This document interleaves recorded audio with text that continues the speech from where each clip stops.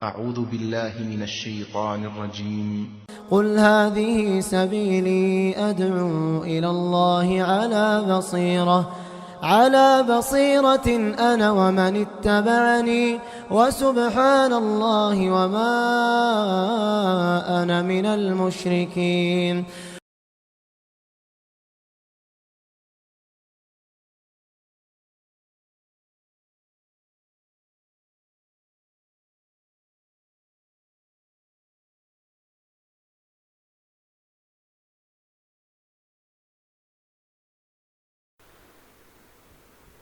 إن الحمد لله نحمده ونستعينه ونستغفره ونعوذ بالله من شرور أنفسنا ومن سيئات أعمالنا. من يهده الله فلا مضل له ومن يضلل فلا هادي له، وأشهد أن لا إله إلا الله وحده لا شريك له، وأشهد أن محمدًا عبده ورسوله. يا أيها الذين آمنوا اتقوا الله حق تقاته ولا تموتن إلا وأنتم مسلمون. يا أيها الناس اتقوا ربكم الذي خلقكم من نفس واحدة وخلق منها زوجها وبث منهما رجالا كثيرا ونساء، واتقوا الله الذي تساءلون به والأرحام إن الله كان عليكم رقيبا. يا أيها الذين آمنوا اتقوا الله حق تقاته يا أيها الذين آمنوا اتقوا الله وقولوا قولا سديدا يصلح لكم أعمالكم ويغفر لكم ذنوبكم، ومن يطع الله ورسوله فقد فاز فوزا عظيما. أما بعد، فإن خير الحديث كتاب الله، وخير الهدي هدي محمد صلى الله عليه وسلم، وشر الأمور محدثاتها، وكل محدثة بدعة، وكل بدعة ضلالة، وكل ضلالة في النار. رب اشرح لي صدري ويسر لي أمري واحلل عقدة من لساني يفقه قولي. سبحانك لا علم لنا إلا ما علمتنا إنك أنت العليم الحكيم. میرے محترم بزرگوں، بھائیوں اور دوستوں، اور قابل احترام میری مائیں اور بہنیں،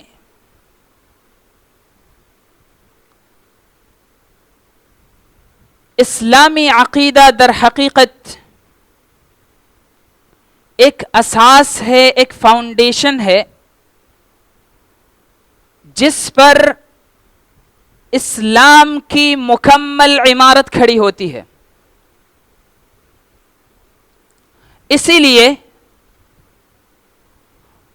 اگر اسلام کے نام پر کیا جانے والا کوئی بھی عمل ہو، چاہے وہ چھوٹا عمل ہو یا بڑا ہو، اگر صحیح ایمان اور عقیدے کے ساتھ نہ کیا جائے تو اللہ کے نزدیک وہ عمل باطل اور مردود ہے۔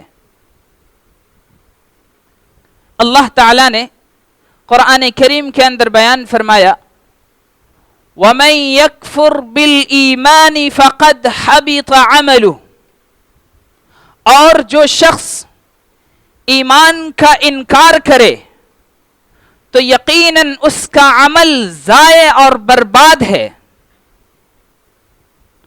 یہی نہیں بلکہ اللہ تبارک و تعالی نے اپنے پیارے نبی صلی اللہ علیہ وسلم کو بھی مخاطب کرتے ہوئے فرمایا، وَلَقَدْ أُوحِيَ إِلَيْكَ وَإِلَى الَّذِينَ مِنْ قَبْلِكَ لَئِنْ أَشْرَكْتَ لَيَحْبَطَنَّ عَمَلُكَ وَلَتَكُونَنَّ مِنَ الْخَاسِرِينَ۔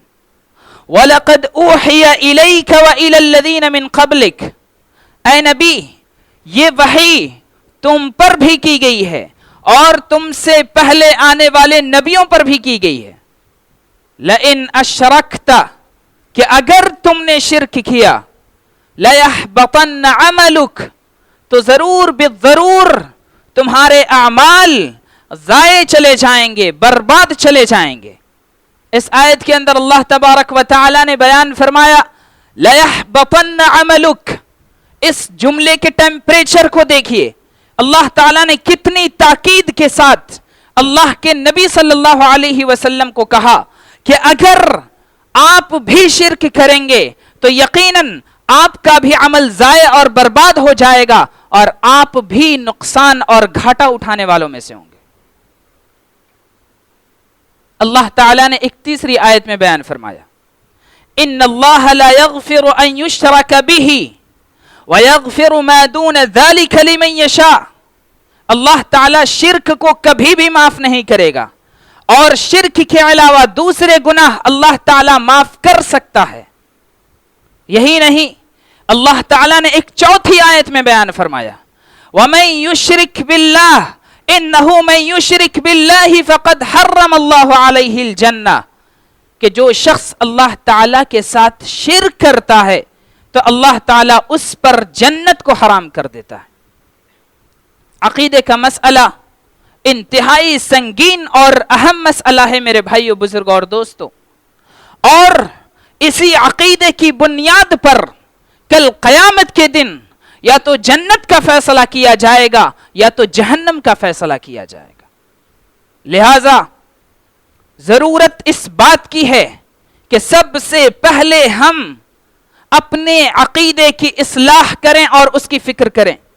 یہی نہیں بلکہ ان جیسے موضوعات پر ہمیشہ بیانات ہونے چاہیے، اس لیے کہ آج گرچہ ہمارا یہ زمانہ کافی ترقی کر چکا ہے لیکن اس معاملے میں بھی ابھی بہت پیچھے.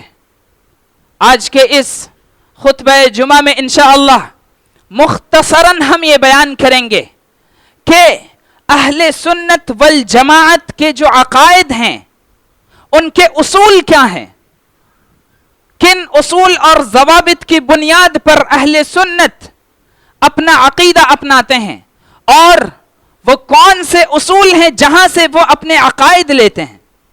اس لیے کہ اگر ہم کسی کے سامنے اسلام یعنی مذہب اسلام کی مکمل شرح پیش کرنا چاہتے ہیں تو جب تک ان اصول کو سامنے والے کے دل میں مکمل طور پر بٹھانے دیں، سمجھانے دیں، یقین جانیے اس کے دل میں اسلام کی صحیح تصویر نہیں بیٹھ سکتی. اور جتنے بھی لوگ مسلمان فرقوں میں گمراہ ہوئے ہیں، آپ ذرا ان کی تاریخ اٹھا کر کے دیکھیے. ان کی گمراہی کا اصل سبب ان 3 اصولوں میں سے کسی بھی ایک اصول میں منحرف ہو جانا اور صحیح راستے سے ہٹ جانا تھا. آئیے مختصراً ہم ان اصول پر روشنی ڈالتے ہیں. سب سے پہلا اصول، اہل السنت والجماعت لا یأخذون معتقداتهم الا من الكتاب والسنة. اہل السنت والجماعت لا یأخذون معتقداتهم الا من الكتاب والسنة. اہل سنت والجماعت اپنے عقائد صرف اور صرف کتاب اللہ اور سنت رسول صلی اللہ علیہ وسلم سے لیتے ہیں، صرف قرآن اور احادیث. آئیے اس پر چند دلیلیں قرآن کریم سے ملاحظہ فرماتے ہیں. اللہ تعالیٰ نے قرآن کریم کے اندر بیان فرمایا وَاعْتَصِمُوا بِحَبْلِ اللَّهِ جَمِيعًا وَلَا تَفَرَّقُوا. اللہ تعالیٰ کی رسی کو مضبوطی کے ساتھ پکڑے رہو، بحبل اللہ ولا تفرقوا، اور فرقوں میں مت بٹو. اللہ تعالیٰ نے بیان فرمایا وَاعْتَصِمُوا بِحَبْلِ اللَّهِ. اس حبل اللہ کی علماء کرام نے اور مفسرین عظام نے 3 تفسیریں بیان کی ہیں.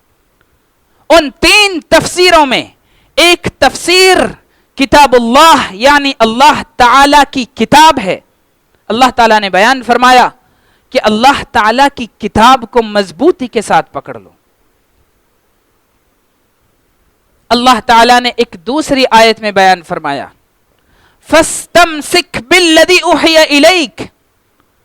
استمسک، اے نبی جو وحی آپ کی طرف کی جا رہی ہے اسے آپ مضبوطی کے ساتھ پکڑ لیں. تمسک عربی زبان میں کہتے ہیں کسی چیز کو مضبوطی کے ساتھ پکڑ لینا.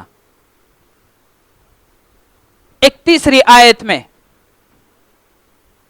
اللہ تعالیٰ نے بیان فرمایا وَالَّذِينَ يُمَسِّكُونَ بِالْكِتَابِ وَأَقَامُوا الصَّلَاةَ اِنَّا لَا نُضِيعُ أَجْرَ الْمُحْسِنِينَ، کہ وہ لوگ جو اللہ کی کتاب کو مضبوطی کے ساتھ پکڑ لیتے ہیں اور نمازیں قائم کرتے ہیں تو یقیناً ہم ان نیک لوگوں کے اجر کو ضائع نہیں کریں گے.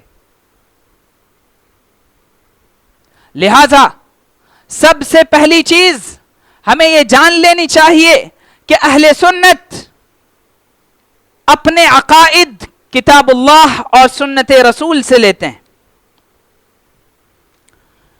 اللہ کے نبی صلی اللہ علیہ وسلم نے ایک حدیث میں بیان فرمایا، بہت ہی مشہور حدیث ہے، حدیث العرباض بن ساریہ رضی اللہ تعالی عنہ. اللہ کے نبی صلی اللہ علیہ وسلم نے بیان فرمایا انہو من یعش منکم فسیرا اختلافا کثیرا فعلیکم بسنتی وسنت الخلفاء الراشدین المہدیین من بعدی تمسکوا بها وعضوا علیہا بالنواجذ وَإِيَّاكُمْ وَمُحْدَثَاتِ الْأُمُورِ، کہ جو لوگ میرے بعد اس دنیا میں زندہ رہیں گے وہ بہت سارے اختلافات دیکھیں گے اپنے زمانے میں. اِنَّهُ مَن يَعِشْ مِنْكُمْ فَسَيَرَى اخْتِلَافًا كَثِيرًا. اس وقت تم کرو گے کیا؟ اللہ کے نبی صلی اللہ علیہ وسلم نے بیان فرمایا فَعَلَيْكُمْ بِسُنَّتِي وَسُنَّتِ الْخُلَفَاءِ الرَّاشِدِينَ. اس وقت تم میری سنت کو اور خلفائے راشدین کی سنت کو مضبوطی کے ساتھ پکڑ لینا. وَإِيَّاكُمْ وَمُحْدَثَاتِ الْأُمُورِ، اور دیکھنا بدعت سے ہمیشہ دور رہنا، بدعت سے ہمیشہ دور رہنا. اللہ کے نبی صلی اللہ علیہ وسلم نے ایک دوسری حدیث میں بیان فرمایا، صحیح بخاری کی روایت ہے، راوی حدیث حضرت ابو ہریرہ رضی اللہ تعالی عنہ ہیں. اللہ کے نبی صلی اللہ علیہ وسلم نے بیان فرمایا کل امتی يدخلون الجنة الا من ابى قیل ومن یأبى یا رسول اللہ قال من اطاعنی دخل الجنة ومن عصانی فقد ابى. کل امتی يدخلون الجنة، میری امت کے سارے لوگ جنت میں داخل ہوں گے الا من ابا، مگر جس نے انکار کیا. صحابہ کرام نے عرض کیا کہ اے اللہ کے رسول صلی اللہ علیہ وسلم کس نے انکار کیا؟ آپ صلی اللہ علیہ وسلم نے بیان فرمایا من اطاعنی دخل الجنہ ومن عصانی فقد ابا، کہ جس نے میری اطاعت کی وہ جنت میں داخل ہوا اور جس نے میری نافرمانی کی یقیناً اس نے انکار کیا. لہذا سب سے پہلی چیز جو ہمیں سمجھ آئی وہ یہ کہ اہل سنت والجماعت اپنے عقائد صرف اور صرف کتاب اللہ اور سنت رسول صلی اللہ علیہ وسلم سے اخذ کرتے ہیں. علماء اہل سنت والجماعت کا یہ اجماع ہے کہ عقائد اور احکام لینے کے سلسلے میں صرف اور صرف اہل سنت کے یہاں دو اصول پائے جاتے ہیں، ایک کتاب اللہ اور سنت رسول اور تیسرا کوئی اصل نہیں ہے. لیکن یہاں پہ سوال یہ پیدا ہوتا ہے کہ کیا پھر دنیا میں ایسی جماعتیں آج بھی موجود ہیں جو اپنے عقائد اور اپنے احکام کتاب اللہ اور سنت رسول صلی اللہ علیہ وسلم کے علاوہ کسی اور چیز سے لیتے ہیں؟ اس کا جواب یہ ہے کہ جی ہاں، آج بھی مسلمانوں میں بعض ایسی جماعتیں پائی جاتی ہیں جو اپنے عقائد اور احکام کتاب اللہ اور سنت رسول صلی اللہ علیہ وسلم کے علاوہ دوسری چیزوں سے لیتی ہیں، جیسے کہ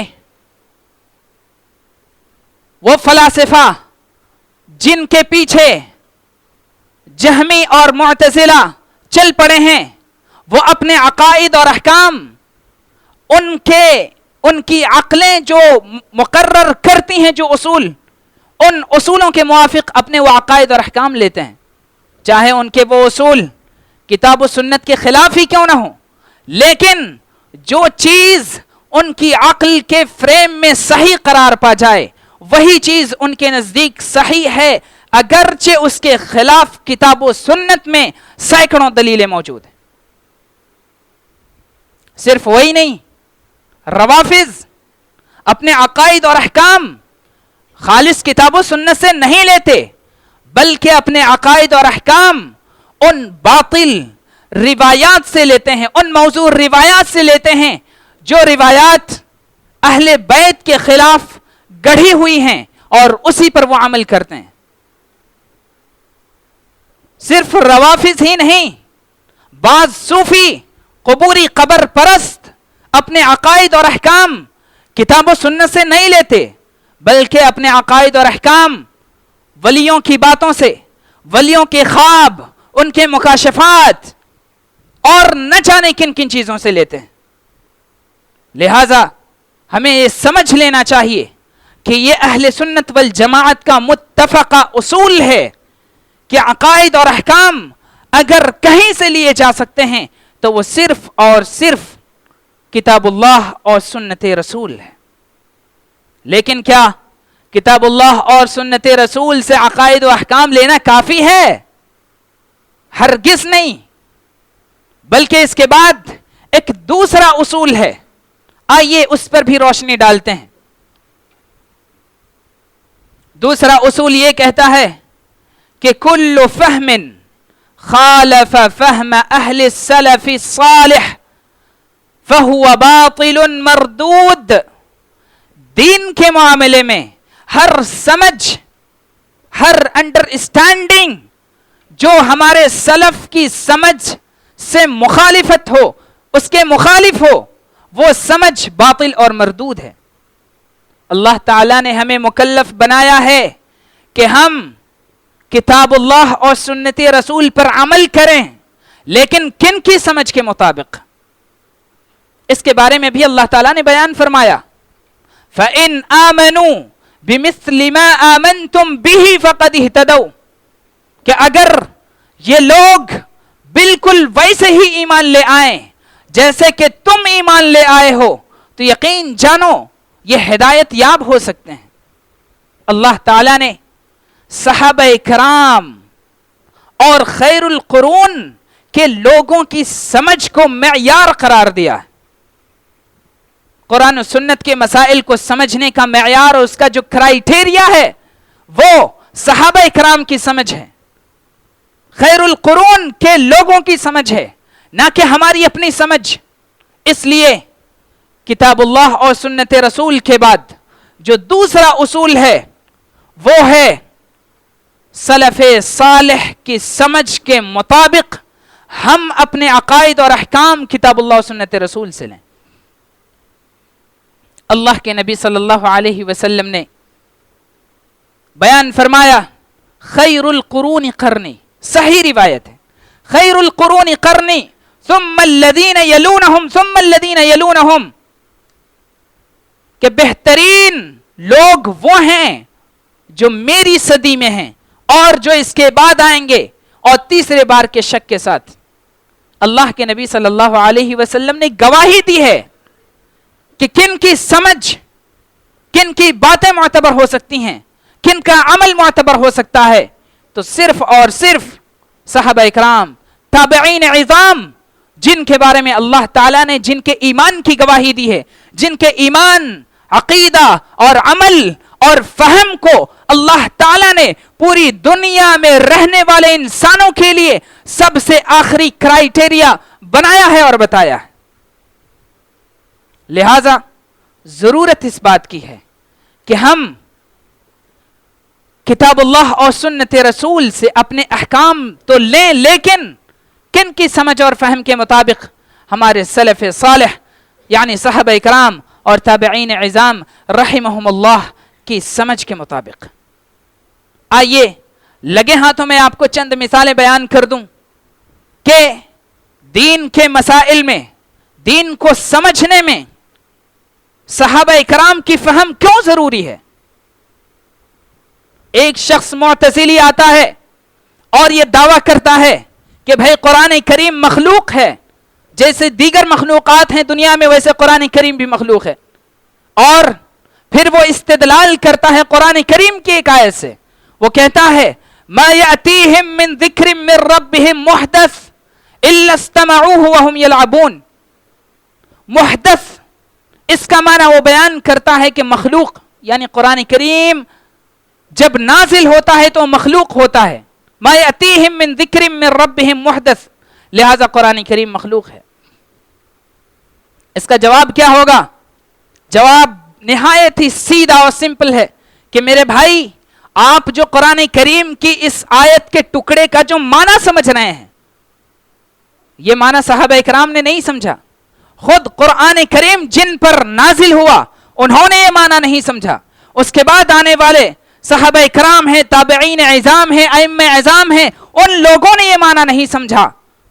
لہذا تمہاری یہ سمجھ تمہیں مبارک ہو، اس لیے کہ تمہاری یہ سمجھ ہمارے سلف اور سلف صالحین کی سمجھ کے مخالف ہے. لہذا تمہاری سمجھ معتبر نہیں ہوگی، وہی سمجھ معتبر ہوگی جو سمجھ صحابہ اکرام اور تابعین عظام کے پاس تھی.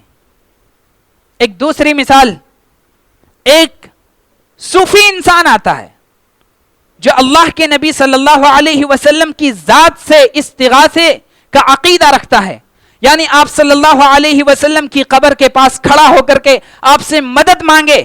اس کے جواز کے لیے وہ قرآن کریم کی ایک آیت سے استدلال کرتا ہے. وَلَوْ أَنَّهُمْ إِذْ ظَلَمُوا أَنفُسَهُمْ جَاءُوكَ فَاسْتَغْفَرُوا اللَّهَ وَاسْتَغْفَرَ لَهُمُ الرَّسُولُ لَوَجَدُوا اللَّهَ تَوَّابًا رَحِيمًا. وَلَوْ أَنَّهُمْ إِذْ ظَلَمُوا أَنفُسَهُمْ، اور اگر وہ اپنے نفس پر ظلم کر بیٹھیں، وَلَوْ أَنَّهُمْ إِذْ ظَلَمُوا أَنفُسَهُمْ ثُمَّ جَاءُوكَ، پھر وہ آپ کے پاس آئیں. قرآن کریم کی آیت کا یہ ٹکڑا ثُمَّ جَاءُوكَ. ایک صوفی آتا اور کہتا ہے کہ اللہ تعالیٰ نے بیان کیا ہے کہ جب وہ آپ کے پاس آتے ہیں تو اس سے پتہ یہ چلا کہ چاہے وہ آپ کی زندگی میں آپ کے پاس آتے ہیں یا آپ کی موت کے بعد، لہٰذا میں آپ کی موت کے بعد آپ کے پاس آ کر کے آپ سے مدد طلب کر سکتا ہوں. اس کا جواب کیا ہوگا؟ اس کا جواب یہ ہوگا کہ علماء اہل سنت والجماعت کا متفقہ فیصلہ ہے، یہ اجماع ہے کہ آپ صلی اللہ علیہ وسلم کی وفات کے بعد، آپ کی موت کے بعد آپ کے پاس مدد طلب کرنے کے لیے نہیں آیا جا سکتا. ہاں زیارت کے لیے آیا جا سکتا ہے، لیکن جیسا کہ میں نے پہلے بتایا تھا یہ اس شخص کے لیے جو مدینے میں ہو، اور اگر کوئی شخص آپ کی قبر کی زیارت کی نیت سے سفر کرتا ہے تو یہ بھی درست نہیں. اور علماء کرام نے بیان کیا ہے کہ یہاں پر جو آیت میں آپ کے پاس آنے کا مفہوم ہے یہ آپ کی زندگی کے بارے میں ہے کہ جب آپ زندہ تھے اس وقت منافقین اور مشرکین سے کہا جا رہا ہے کہ اگر تم اپنے نفس پر ظلم کر بیٹھے ہو اور اس کے بعد آپ صلی اللہ علیہ وسلم کے پاس آتے ہو اور اللہ تعالیٰ سے مغفرت طلب کرتے ہو، اللہ کے نبی بھی آپ کے بارے میں مغفرت کی دعائیں کرتے ہیں، تو یقیناً اس وقت تم ہدایت یاب ہو سکتے ہو. ایک تیسرا صوفی انسان آتا ہے، بدعتی قبوری، اور وہ کہتا ہے کہ اجتماعی طور پر بیٹھ کر ذکر کرنا جائز ہے. جیسے آج کل بہت ساری خانقاہوں میں، بہت سارے مزارات میں لوگوں کو دیکھا جاتا ہے، ایک پیر ہوتا ہے، اس کے کئی مریدین ہوتے ہیں، بیٹھ کے اللہ اللہ اللہ کرتے رہتے ہیں پوری جماعت کے ساتھ. وہ شخص کہتا ہے کہ میں اپنے اس عمل پر حدیث نبوی سے استدلال کرتا ہوں. اللہ کے نبی صلی اللہ علیہ وسلم نے بیان فرمایا, صحیح حدیث ہے, مجتمع قوم فی بیت من بیوت اللہ یتدارسونہ فیما بینہم یتلون کتاب اللہ ویتدارسونہ فیما بینہم الا نزلت علیہم السکینہ وغشیتہم الرحمہ وحفتہم الملائکہ وذکرہم اللہ فی من عندہ. ما من قوم مجتمع قوم فی بیت من بیوت اللہ, کوئی بھی قوم کسی گھر میں جمع نہیں ہوتی ہے اللہ کے گھروں میں سے اور وہ قرآن کریم کی تلاوت کرتی ہے, اس کے معنی پر تدبر اور غور و فکر کرتی ہے, مگر یہ کہ اس پر آسمان سے رحمت کے فرشتے نازل ہوتے ہیں, سکینت کا نزول ہوتا ہے, فرشتے ان کو گھیر لیتے ہیں اور پھر اللہ تعالیٰ ان کا ذکر ان کے پاس کرتا ہے جو ان کے ساتھ ہے. اب اگر کوئی شخص یہ کہے کہ اس حدیث میں تو اللہ کے نبی صلی اللہ علیہ وسلم نے اجتماعی طور پر ذکر کرنے کی اجازت دے رکھی ہے, آپ کیوں کر منع کر سکتے ہیں؟ اس کا بھی جواب یہ ہے کہ کیا یہ حدیث آپ سے اور ہم سے بہتر لوگوں کے سامنے نہیں گزری, یعنی صحابہ کرام, تابعین عظام؟ کیا اس حدیث کے جو راوی ہیں انہوں نے اپنے عمل سے یہ بتایا کہ اس حدیث کا مفہوم یہ ہے کہ بیٹھ کے اجتماعی ذکر کیا جائے؟ یقیناً اس کا جواب ہوگا نہیں. تو جب ہم سے جو پہلے تھے, ہم سے جو بہتر تھے, جن کی فہم کو اللہ تعالیٰ نے کرائیٹیریا قرار دیا ہے, انہوں نے اس حدیث کا مفہوم وہ نہیں سمجھا جو آپ سمجھ رہے ہیں, تو کیوں کر آپ کی فہم اور آپ کی سمجھ معتبر ہو سکتی ہے؟ لہذا یہ بات سمجھ آئی کہ دین کے مسائل اور دین کے احکام کو سمجھنے کے لیے ہمیں صحابہ کرام اور تابعین عظام کی سمجھ کا سہارا لینا پڑے گا. میرے محترم بزرگوں اور دوستو, میں کھل کے یہ بات کہہ دوں کہ قرآن و حدیث میں بہت سارے ایسے دلائل موجود ہیں, بہت ساری گنجائشیں ایسی موجود ہو سکتی ہیں اور پائی جا سکتی ہیں جن کا سہارا لے کر اگر کوئی شخص یہ چاہے کہ دین میں نئی بدعتیں رائج کر دے, تو یقین مانیے غلط تفسیریں بیان کر کے, غلط معنی بیان کر کے بہت ساری بدعتیں اور بہت ساری خرافتیں خود صحیح احادیث سے ثابت کر سکتا ہے اور رائج کر سکتا ہے. لیکن اس کا جواب ہوگا کیا؟ وہی جو میں نے بھی بتایا, جیسا کہ اللہ تعالیٰ نے بیان کیا ہے, فَإِنْ آمَنُوا بِمِثْلِ مَا آمَنْتُمْ بِهِ فَقَدْ اهْتَدَوْا, کہ دین کے معاملے میں, اسلامی احکام اور اسلامی تعلیمات کی سمجھ کے معاملے میں تمہاری سمجھ کو ہم جوتے کی نوک پر رکھتے ہیں, بلکہ جن کی سمجھ قابل اعتبار ہے, جن کی سمجھ کو ہم معتبر سمجھتے ہیں, وہ صرف اور صرف صحابہ کرام کی ذات ہے, اور جن کے بارے میں اللہ کے نبی صلی اللہ علیہ وسلم نے گواہی دی ہے کہ وہ بہترین لوگ ہیں. تیسرا اصول, کیا یہ دوسرا اصول بھی کافی ہے؟ نہیں, بلکہ اس کے بعد ایک تیسرا اصول آتا ہے. وہ تیسرا اصول کہتا ہے کہ حجب العقل عن ما وراء الغیبیات, انسان کو ایمان بالغیب کے معاملے میں اپنی عقلی جو گھوڑے ہیں اس کو دوڑانا نہیں چاہیے. اللہ تعالیٰ نے بہت ساری ایمانیات, بہت سارے غیبیات پر ایمان لانے کو کہا ہے. الایمان ان تؤمن باللہ وملائکتہ وکتبہ ورسلہ والیوم الآخر والقدر خیرہ وشرہ. ملائکہ پر ایمان, جنت پر ایمان, جہنم پر ایمان, حوض کوثر پر ایمان, صراط پر ایمان, عرش پر ایمان, کرسی پر ایمان. یہ ساری وہ چیزیں ہیں جو غیب کی چیزیں ہیں. اب اگر کوئی شخص اپنی مختصر سی عقل اس میں لگاتا ہے تو یقین جانے وہ گمراہ ہو جائے گا, گمراہ ہو جائے گا. جس شخص نے بھی غیبیات پر اپنی عقل کو دوڑایا وہ شخص گمراہ ہو گیا. اس کے دل میں, اس کے ایمان میں شکوک اور شبہات پیدا ہو گئے. کیا اسی بنیاد پر آج ہم نہیں دیکھتے کہ اللہ تعالیٰ کے وجود کا انکار کر دیا جاتا ہے, فرشتوں کے وجود کا انکار کر دیا جاتا ہے, عذاب جہنم کا انکار کر دیا جاتا ہے, عذاب قبر کا انکار کر دیا جاتا ہے, ملائکہ کا انکار کر دیا جاتا ہے. فلاسفہ نے تو یہاں تک کہا کہ ملائکہ اور شیاطین کچھ ہوتے نہیں ہیں, بلکہ یہ دونوں چیزیں نیکی اور بدی کے دو مظاہر ہیں. لہذا اگر کوئی شخص غیبیات کی چیزوں میں اپنے عقل کو دوڑاتا ہے تو یقین مانی وہ شخص گمراہ ہو جائے گا. اور بہت سارے لوگ جو گمراہ ہوئے ہیں اپنے عقل کو ان غیبیات کی چیزوں میں. ذرا بس آخری بات کہہ کر کے میں اپنی بات مکمل کرتا ہوں. میرے محترم بزرگوں اور دوستو، اللہ تعالیٰ نے ہمیں اس دنیا کے اندر پیدا فرمایا. جس دنیا کے اندر ہم رہتے ہیں اسے ہم عالم الشہادہ کہتے ہیں، اور اس دنیا کے بعد بہت ساری دنیا ہیں جنہیں ہم عالم الغیب کہتے ہیں، دی ورلڈز آف انسین. آپ غور کیجئے کہ اس دنیا کے اندر اللہ تعالیٰ نے پیدا فرمایا. ہماری عقل بہت محدود ہے، بہت محدود، لمیٹڈ ہے.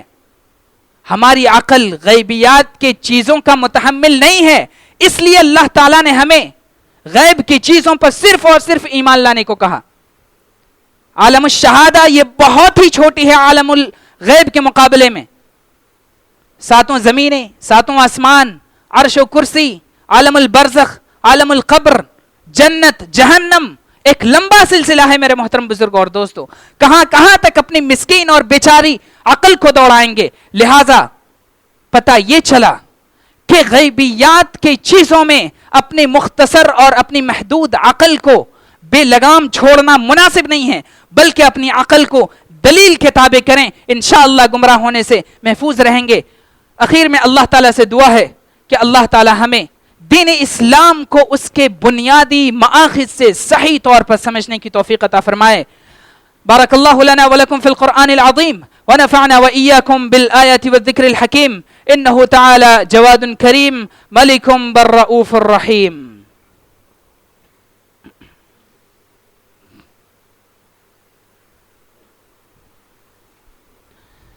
إن الحمد لله نحمده ونستعينه ونستغفره ونعوذ بالله من شرور أنفسنا ومن سيئات أعمالنا.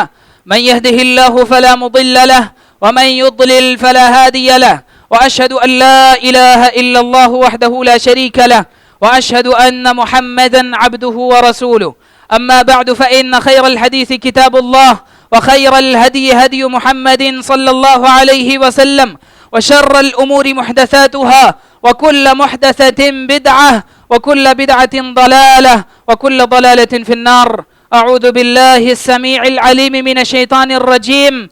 إن الله يأمر بالعدل والإحسان وإيتاء ذي القربى وينهى عن الفحشاء والمنكر والبغي يعظكم لعلكم تذكرون. اذكروا الله يذكركم وادعوه يستجب لكم ولذكر الله تعالى أعلى وأولى وأجل وأهم وأتم وأكبر والله يعلم ما تصنعون. وأقيموا الصلاة.